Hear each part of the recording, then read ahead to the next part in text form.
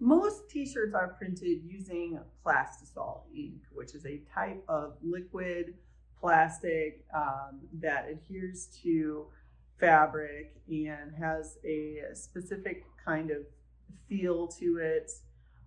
This is the industry standard how most shirts are printed. At Brick City Printing, we also have water-based and discharge ink available. This has a barely there feel to it, especially once it's washed. The ink feels like it's part of the shirt, and it's still a screen print though, it's not a sublimation. This type of printing technique requires 100% cotton shirts, so we don't offer it on every single type of garment, but if you're interested in water-based and discharge printing techniques, please feel free to let us know. Otherwise, Plastisol is the default printing option.